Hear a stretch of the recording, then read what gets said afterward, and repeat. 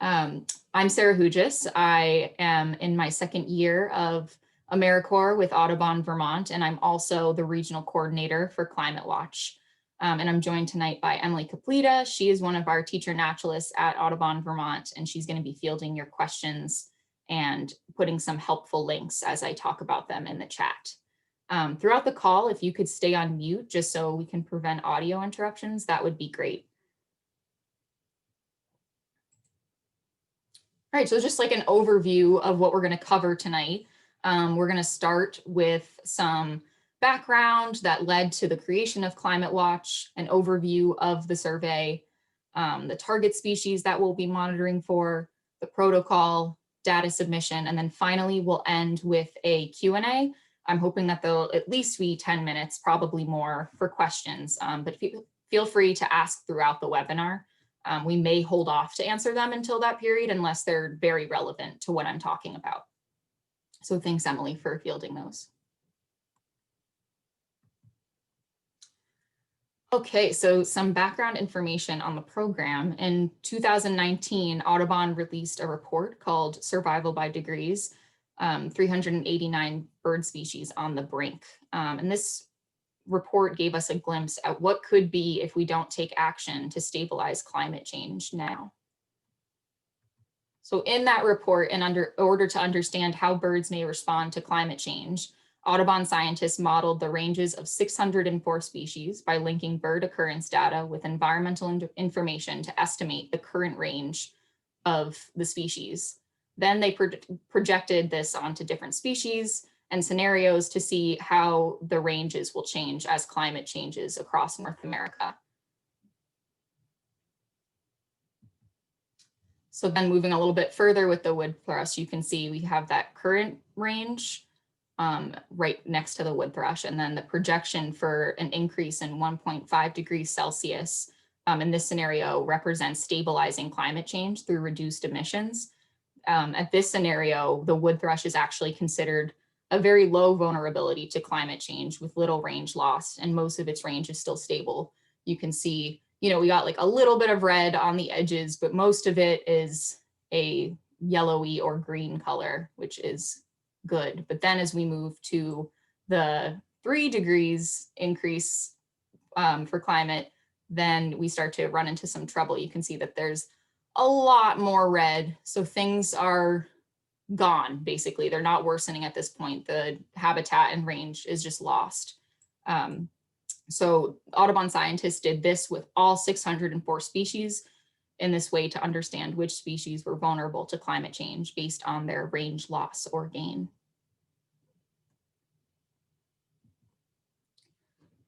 And so the takeaways from this report after assessing all 604 species were that actually more than half of them, 64% of birds, are climate vulnerable.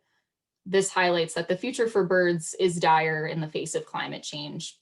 This might not sound good. It all sounds kind of overwhelming and scary, but one of the more hopeful takeaways is that by reducing emissions, we can make a really big difference. You saw if we can stabilize climate to that 1.5 degrees Celsius, then 76% actually of the vulnerable species will be reduced in vulnerability, and 38% will no longer be vulnerable at all.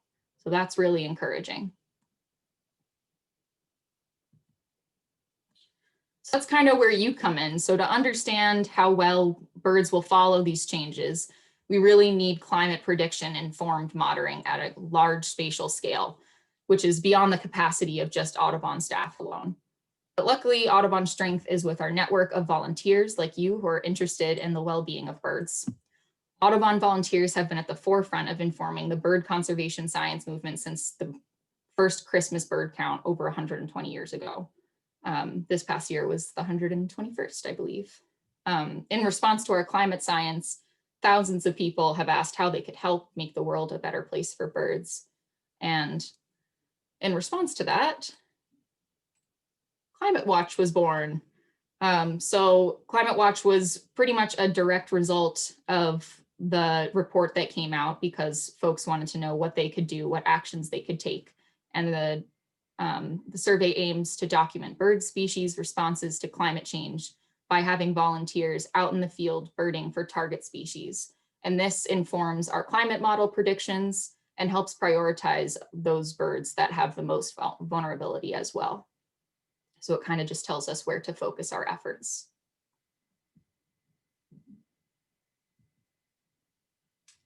And then a little bit more about Climate Watch. So Climate Watch surveys are science driven and based on the latest science, like the Survival by Degrees report. So this sets it apart from other community science initiatives because we're monitoring with a purpose to test our hypothesis of how birds shift their ranges with climate change as it's actually happening in real time. And then also to help improve future range shift predictions for bird species.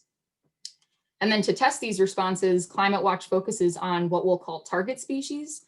These are species that have really good models, which means that they, like their current range is accurate and predicted very well, and they have strong predictions for range changes in the future.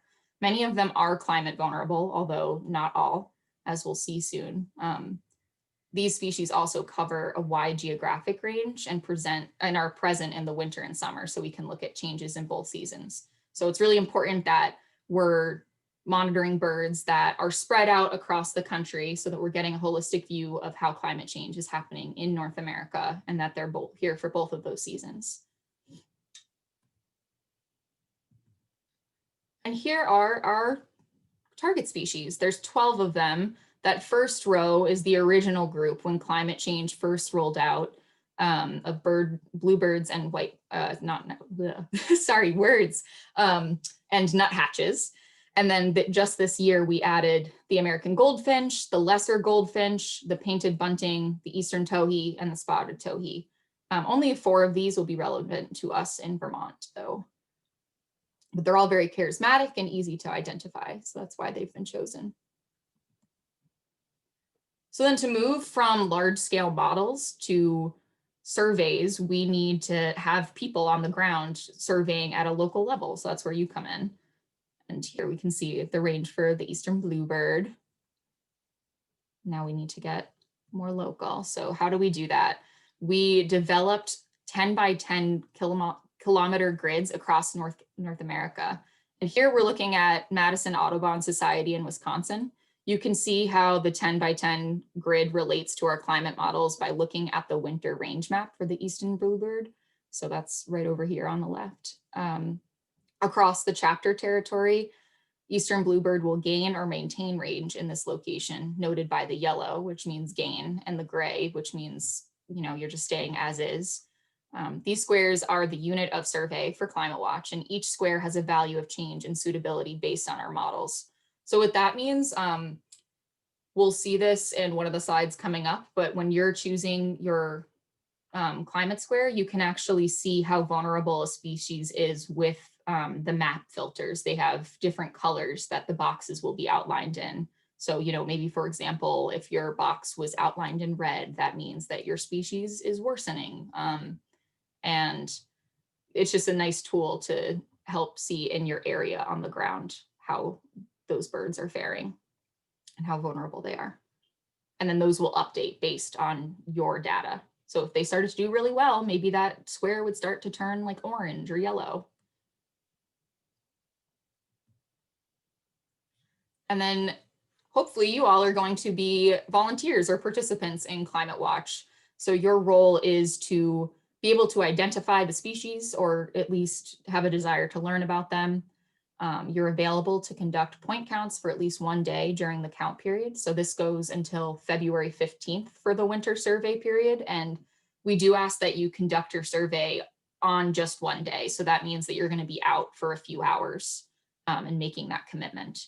And then finally, communicating with the chapter or regional coordinator to plan surveys. That's me. It just helps me to know where you're surveying and what species you've chosen so that I can help distribute other locations and other species accordingly to see, you know, what more representation we need.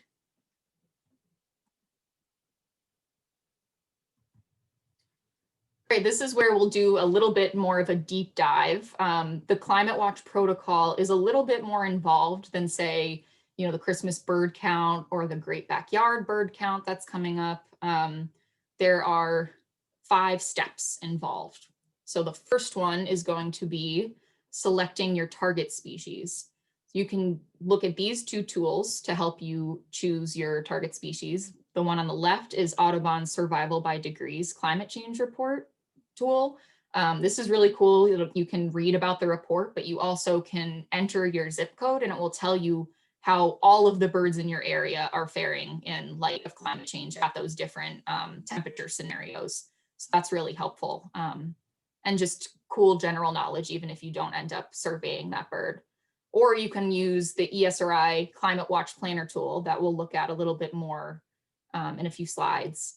Like I said, those squares are going to be different colors based on how vulnerable that species is. So maybe the more vulnerable a species is, that's the one that you want to choose.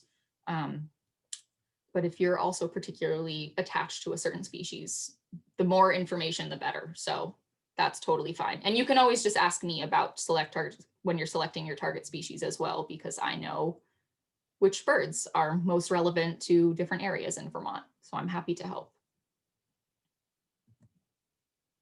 So here is what the Climate Watch Planner tool looks like. And you can see that some of the boxes beneath the photos of the birds are different colors. So the yellow is slightly improving and the blue is slightly worsening. And then the gray just kind of means, you know, staying as is. So from this map, we can see that the White-breasted nuthatch has more change anticipated for this location because there's a variety of squares representing gain and loss versus the eastern bluebird, which mostly just has gray and some slightly worsening. So since that bird's range is mostly going to stay the same, you would pick the bird who is going to experience the most change, if that makes sense. And then just like really quick, there's lots of resources that you can use to buff up your bird knowledge a little bit. One of them is the online Audubon field guide. It'll give you field markings to look for on birds as well as their habitat preferences. It's just really helpful, but I'll go through the 4 relevant species to Vermont, and I'll start with my favorite, which is the white-breasted nuthatch. I see these birds all the time, even in Burlington, right outside my window. And they're famous for being upside down, I like to say. They always look like they're running up and down the trunk of a tree. But these birds are also funny. They have that posture where they're like kind of looking up and it looks like they don't have a neck. And then they have a black cap, kind of like a chickadee, that extends down to their nape, and some blue-gray plumage with a white belly. And my favorite fact is maybe that their call sounds like a little tiny clown horn honking.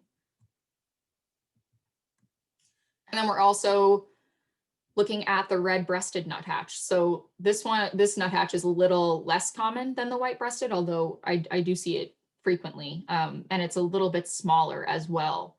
The red-breasted nuthatch has a black cap and a black eyeline mask, dark grayish blue back, and a cinnamon-colored belly. Their tails are short and their bills are sharp. Fun fact, their bills are sharp because just like woodpeckers, they create their own cavity nests, which is kind of insane if you look at the length of their beak compared to a woodpecker. It really doesn't look like it can do the same amount of damage, but that is partly why they like to hang out in mature forests, so that when they do have to make a nest with their bill, that they're drilling into softer wood. And I didn't mention, but the white-breasted nuthatch likes to hang out in mature deciduous or hardwood forests, and this bird likes to hang out in mature coniferous or hardwood forests. So if you were going to do 2 species together, these ones might be a good one to pair. And I'll talk about doing more than 1 species in a little bit. And of course, they also have their yank yank clown car call. And then we have the eastern bluebird, which I'm sure everyone is familiar with for its bright plumage, which can dull in the winter. This one is probably not super relevant unless you're in southern Vermont, just because they won't really return to northern Vermont until maybe after the survey period is over, like late February, early March. But you can try if this is the bird that you'd like to survey for. They like open country with scattered trees, farms, and roadsides. can often find them near nest boxes, which will be more relevant, I think, for the spring survey than it is for right now, because nobody's nesting. And yeah, the eastern bluebird.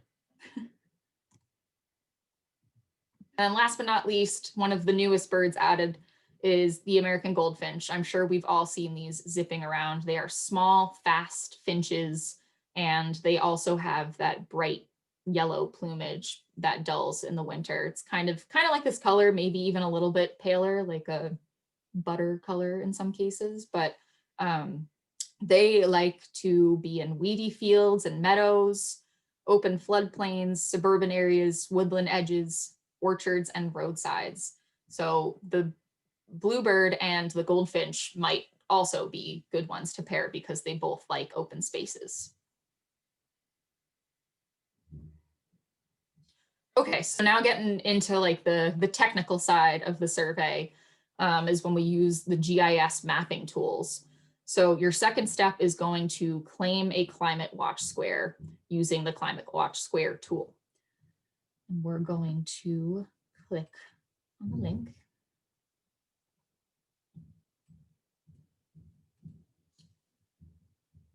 Wait for our map to load.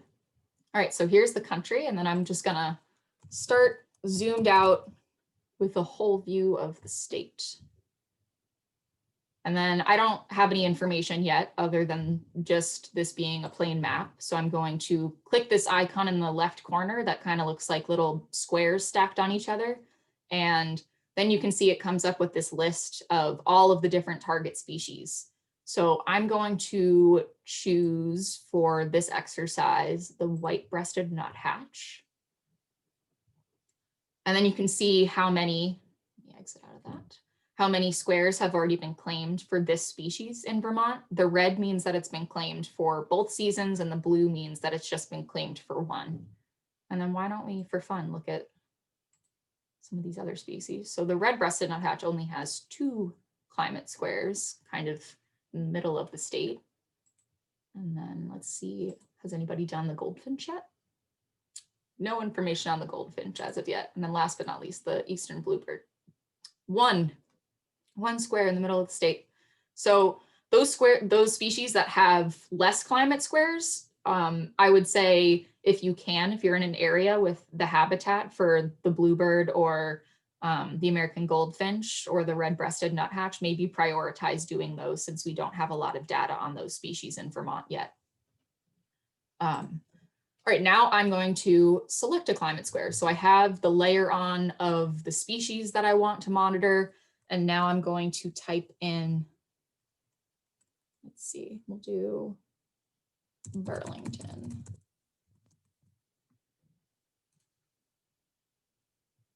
And now I'm in Burlington. You can see this square kind of encompasses Burlington and South Burlington. I'll unselect this square once the presentation is over, because I did see that a few of you are from South Burlington, and I don't want to steal your square if you want to do the white-breasted nuthatch. Oh, and while I'm on that, if I did claim this square for the white-breasted nuthatch and you also wanted to monitor, you could claim this same square for a different species. So you could still monitor in the same area.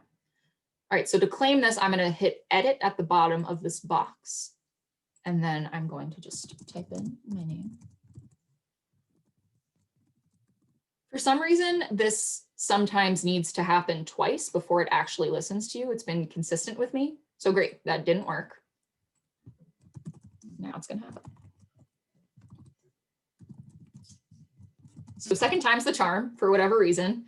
You can see that loading bar kind of popped up. And now my square is red because I signed up for both seasons. So it just kind of takes a second to kick in. These resources can be kind of finicky. And that's really it. That's how I claimed my climate square. And I know that Burlington pretty well since I live here. And I know that there are a variety of places I could go that have great habitat for the white-breasted nuthatch. Oh, and then I also, pro tip, back to our slide, if the text is gray when you're trying to select a layer, it probably just means that you're too zoomed in. You need to give your layers a larger spatial scale to show up.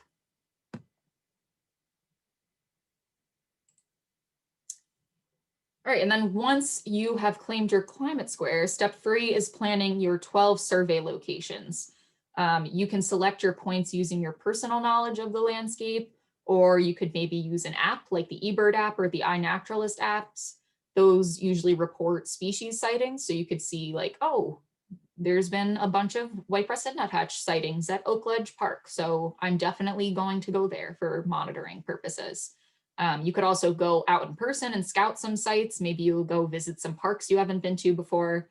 And then you can use the Audubon Field Guide app for this as well, because as you can see in the Eastern Bluebird photo to the right, you do get quite a bit of information about their habitat, and then they have a nice range map, so you can see, you know, if it's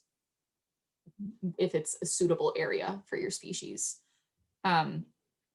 And you'll see in a minute when I bring us to this tool to plot, but I had very clumped points last year because I conducted my survey at the Audubon Center.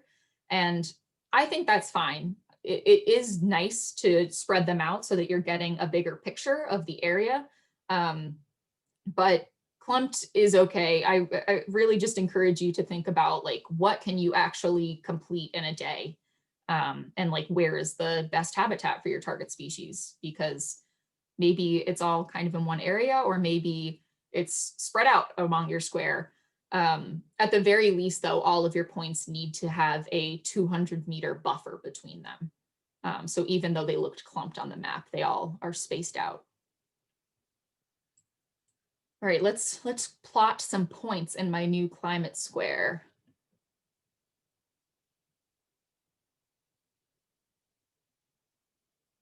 And this is called the Survey Planner tool.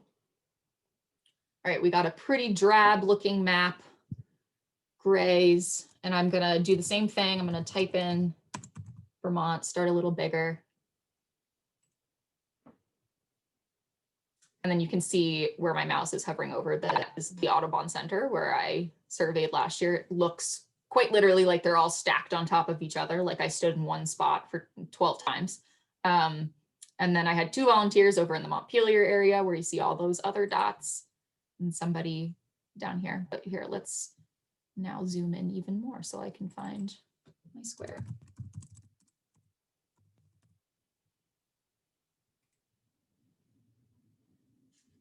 One tricky step with this, I need to turn on a layer if I want to do anything, if I want to edit this map at all. So I'm going to turn on this first layer, Plan Survey Sites. And then you can see that there are some new markings on the map now. There's these little red squares, and these represent all of the points that you're going to visit to monitor your species, and they're color coded. So I guess I plotted 2 already. I think I have one at Oakledge and the park near my house where I know I see nuthatches. And that's totally fine to do, by the way. If you know of a spot where you see those birds frequently, you can go back to them. But you know, if there's a feeder or something like that, that you know that they might be at, maybe try their actual habitat before going to the feeder, because although we'll take those results, it kind of skews the data a little bit. All right, so I'm going to plot another point at Red Rock Park in South Burlington. Ooh, really zoomed me out there. Okay. And now I think I will change the base layer of the map because the gray doesn't tell me anything about the landscape. So then you can go over to the 4 squares, and I think I'm going to do imagery with labels so I can see a bit better. And I go to this park pretty frequently, so I might choose spots that I know intersect with a trail, because as you're looking at this, it just looks like a giant forest. Like, how would you even know how to go to the spot that you select? But like, for example, I know over here are the Red Rocks condos area, so I could pick something over there because I know a trail ends over there. Or one of my favorite lookout points is right along the coast of the park, so I might go over there and use that as a landmark to find my spot. When I'm ready to plot my point, I'm going to hit number 2, looks like a circle.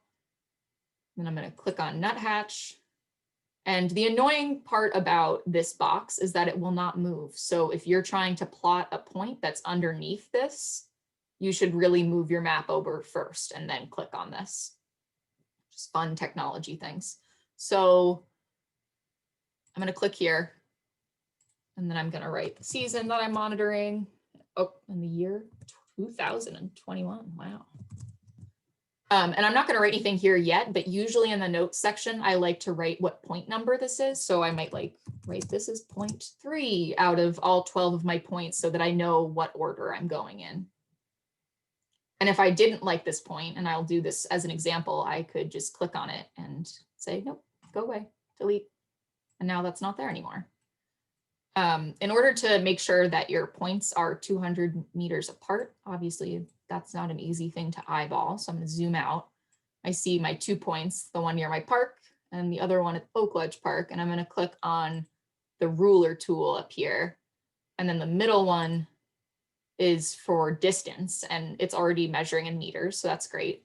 So I'm going to click on one point, drag it to the next. Wow, look at that. It is well above and beyond the 200 meters. And then I can just hit clear. And you can do that again with your other points as well. And that's plotting a point. Emily, were there any questions like specific to this process that I should cover while I'm on the map? No, no one's put anything in the chat now, but if you want to, maybe we can break, and if people do have questions, they can put them in the chat and we can read them out and see, and if not, we can keep moving on. Yeah, I would just encourage folks, if you have questions that are specific to the Climate Watch Planner tool or the Claim a Square tool, that I cover those while we're here instead of going back later. So if you have a question, you could write it in the chat. I'll give you all a second to do that, and then I'll move on.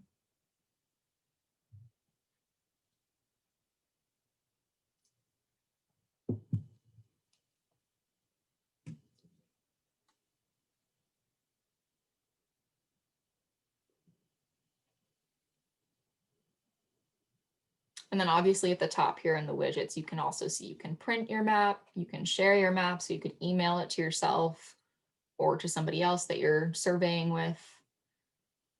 Great, I think I'm going to move on. You all are technology wizards.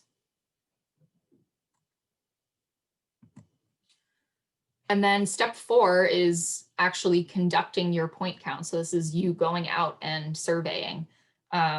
You will spend 5 minutes at each of your 12 points within your square, and you'll record all of the birds that you see. So even the birds that are not in your target species, you'll still write them down, because like I said before, more information is always better than less information, and we can learn about those birds too. So no problem. And you also want to write down the number of individuals you see. And it does say like within 100 meters of your point location that you could, if I saw a bird 100 meters away, I could count that, or if I thought I heard one. Sometimes I avoid doing that just because I feel I might double count a bird if it flies away and then I hear the same call, but it's totally up to you. Record the presence of nest boxes or feeder stations, because like I said, that can kind of sway data if there's a reason for the birds to be there. It's not natural. And we ask that you keep a separate checklist for each point. We'll talk about recording observations in just a moment. And conducting point counts before noon when possible, just because birds are more active in the morning times. And when weather conditions are like not today. Today, I feel like was a good example of when you should not conduct a survey for Climate Watch, because although it was kind of intermittent snow, it was very heavy at points, and the birds just won't be flying around. They're going to seek shelter during those times. So make sure that it's either intermittent or lighter than it was today. And then on average, like I said, like this can take 2 to 6 hours, depending on where you put your points. It's really up to you how long of a journey you'd like to make this. You also could work with other individuals. So maybe you want to conquer and divide, and then it really only takes each of you, an hour and a half or 2 hours each. Sarah, before you move on, we actually had a question come in from Peggy about selecting a area in Shelburne, and they would just like to know how they would select a square in Shelburne, or like select Shelburne as their square. Sure. Here, I can go back and we can practice doing that.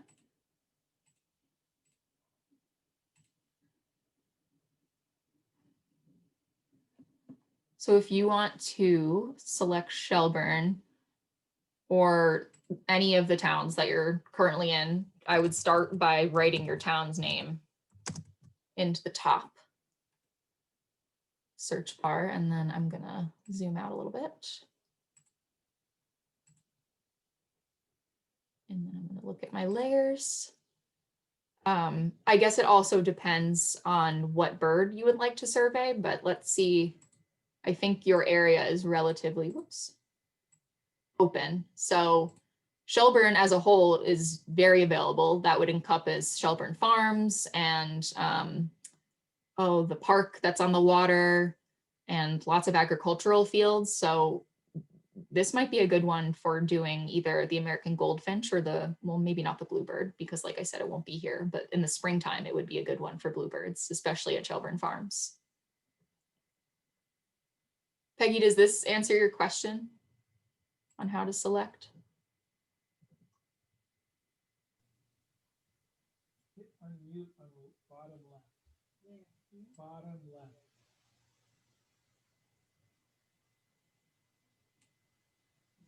Can you hear me? I'm not seeing any response or anything. I can kind of hear somebody though. I'm trying to unmute. Oh yeah, I can hear you. It's just low. Can you hear me? Yeah. What's interesting is it seems like it's a different person who is speaking than the person who asked you the question. Oh. Originally. Well, that's fine too. Another question, but just, Peggy, feel free to let me know if this makes sense. I'm also happy to help claim this for you. We can just touch base via email if you'd like. My email is on the last slide. All right, and we did this, we did that. Talked about conducting our counts. All right, so recording observations, there's a few different options for folks. You could use the Audubon app. You could use Ebird, or you can also use paper data forms while you're out in the field.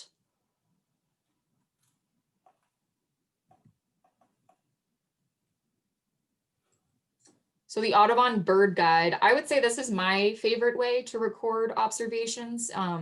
It's definitely the most straightforward if you have access to a smartphone or a tablet that you can bring out with you. It doesn't need internet. And I like it because it has all of the fields that we need to fill out, and it has all of the target species already listed for you there. And then when you hit submit, it automatically goes to the climate scientist instead of you having to take that extra step to email it or and do whatnot. So it's just a little easier, and yeah, I just love the way it's formatted. It makes a lot of sense to me. And it also records your longitude and latitude, so you don't have to do that manually as you're walking. All right, so now I'm going to talk about Ebird. We're going to go through the steps. They're going to pop up on the screen, but I'll preface this with just saying that if you haven't used Ebird before, I might not recommend starting to use Ebird just for this survey, because in a survey with lots of steps, learning how to use Ebird is really just another one. This is taken from the mobile app. So you would start a new Ebird checklist and choose your location.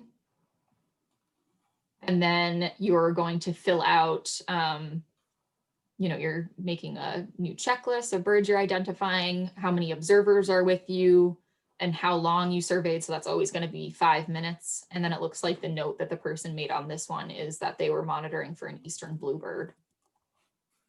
Oh, and they also marked their observations as being stationary, which is really important. We're standing in one spot during those 5-minute surveys at each of our 12 points, just because the stiller we are, I figure the more comfortable the birds are. So you might see more if you're as still as a tree.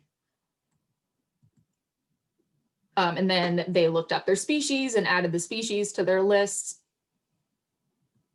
And then last but not least, they made a checklist, and then they would email, well, actually, they would email it to themselves, because unfortunately you can't submit through the mobile app. You have to use the desktop program, because the mobile does not have the unique Ebird submission ID that we need to match your data in the database. So like I said, this is kind of an extra step if you haven't done this before. If you're very familiar with Ebird, then I say go for it. It's probably just as easy for you as the Audubon app. And then lastly, there's the paper form. So you would need 12 of these little charts printed out with you, and you would need to fill out each completely for each of your 12 points. I think this is a great option for those who, you know, just like doing things the old fashioned way, hold with their hands, or not super fluent in technology. It does mean that you'll be carrying around a writing utensil and a clipboard and all that with you. Or if there's weather, your paper could get wet. But you know, it's a good option if that's right for you. And if you are going to do the paper form, we prefer that after you're done that you manually enter that data into an Excel sheet. It's not mandatory that you do this. It just makes it a little bit easier for the climate scientists on the other end, because otherwise they're going to do that. So you would find this on our webpage, on our Vermont Climate Watch webpage. I have both of these linked as resources there.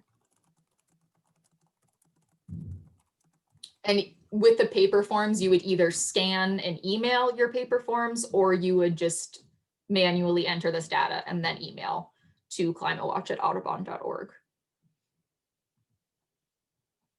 And of course, we are in a pandemic, unfortunately, still. So we have some safety guidelines around that. First and foremost, you know, abide by the guidelines put forth by the state. Those are the priority. Right now, it seems like it's fine for us to go out and socially distance and conduct surveys. But if you are going to be doing it with another person, I would suggest and really would love you all to wear a mask at all times if you're close to one another and socially distance. Carpool with people who are only in your family or pod, and pick survey points that are local. I know earlier I used the example of like being in Burlington and then choosing a survey site that's up in the NEK. Don't do that. One, it just makes your life harder. And two, we should just stay local and keep everybody safe right now as the best option. And if you have any further concerns about COVID safety or anything, you can shoot me an email. Then I'm just going to end with a quote that I liked from a Climate Watch volunteer. They write, "We like the fact that we're contributing, even in a small way, to a scientific effort that will hopefully benefit the birds that we love to watch."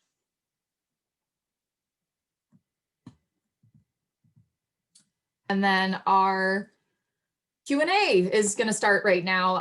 I have extra resources that are on the webpage listed, www.vt.audubon.org/get-involved/climate-watch. I have all of the steps that we just went through together listed on that page, as well as some materials from National Audubon. They have their own webinars that I think tend to be a little bit more involved and information heavy than they need to be, than this one was. But those are definitely there for your use. And like I said, the survey period is ending February 15th. So start planning a day that you can spend 2 to 4 hours outside surveying for your target species. Do we have any questions? We do have a question from Natalie, asking if you could go over picking 2 species for a single square. Sure. So You don't necessarily, it depends like what method I think you're going to use for recording. For example, I'm going to survey for both of the nuthatches, but right now I've only chosen a square for my white-breasted nuthatch. So I might go back in and choose that same square, but put the layer on for the red-breasted nuthatch. But I wouldn't choose new survey points. I might just be conscious when I'm choosing them that they have both of those habitats represented. So that's why I was saying, like, definitely do ones that are alike versus doing a bluebird and a nuthatch, just because they're not necessarily going to be in the same area all the time. You might have to drive a little bit further. And if this is your first year too, I might just recommend sticking with one. I did one last year and my volunteers also just did one. That's why there's so many white-breasted nuthatch squares, just to kind of introduce us to the process and not get overwhelmed.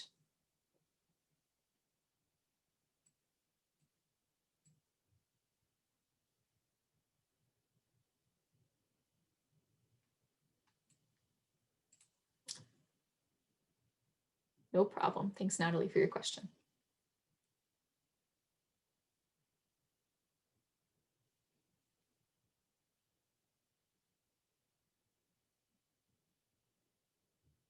Any other questions about any of the information I went over? Otherwise, I can share another community science opportunity coming up too. Hi, this is Peggy and Mark. Can you hear me now? Yes. Hi, Peggy. Okay, hi. Sorry about that. I couldn't unmute. Yeah, Mark and I walk Shelburne Farms often, so we would be willing to sign up for that square. Yeah. And we do all 4 species because all 4 species are currently there. Yeah. So we routinely see both nuthatches, bluebirds, and goldfinch there. So we just got to figure out how to select the square, but we'll figure it out.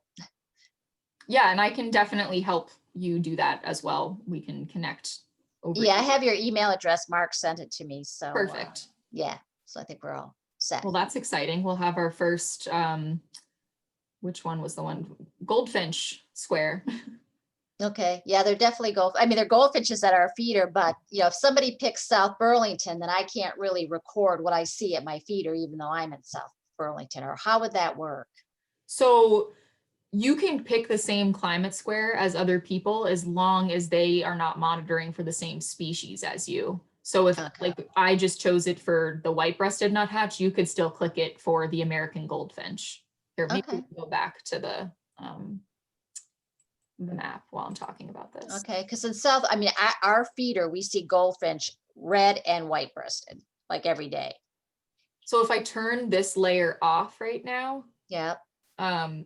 And turn on American goldfinch, so now this is up for grabs for that species. Okay. All right. What just happened? Oh, there we go. And then you could just add your name right in there instead.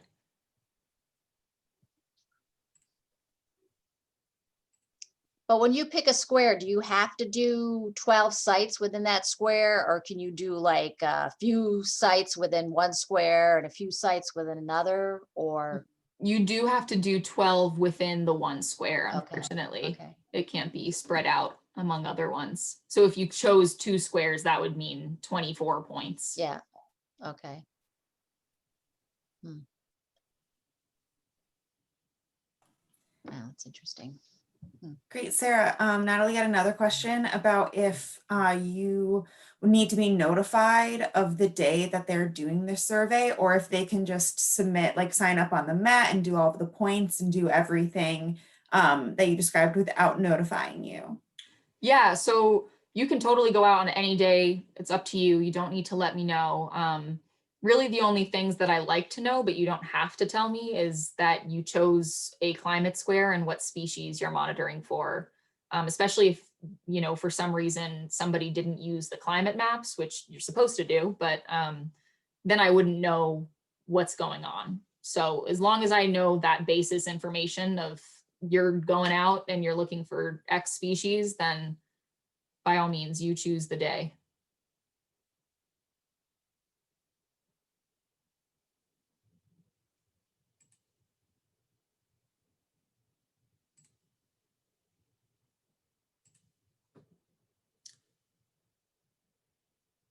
All right. So we still have time for a few more questions, but I just wanted to let you all know about another community science project that's coming up that is quite literally the opposite of Climate Watch because it has almost no steps to it. So it's the Great Backyard Bird Count. So maybe some of you have participated in it before. This event happens from February 12th to 15th. So during the time of the survey as well. So you could even double down if you wanted to. But this survey is very relaxed. It's like you go outside for as little as 15 minutes and you can go at any time or any place over 4 days. And it's really just to count as many birds as we can. So it's fun. It's great for families or if you're just trying to get outside and see some charismatic birds. Great. Well, thank you all for joining me tonight. I hope that this was helpful and I am so excited to have more volunteers this year looking out for all of the target species. And I saw Emily just put in the chat that the Climate Watch results from 2016 to 2020, that'll take you to a tool where you can kind of look species by species, how they're doing. And you'll contribute to that data this year. So that's really exciting. And feel free to shoot me an email if you have any questions. Happy birding. I hope that you find your target species and that they're doing well. Have a great rest of your night.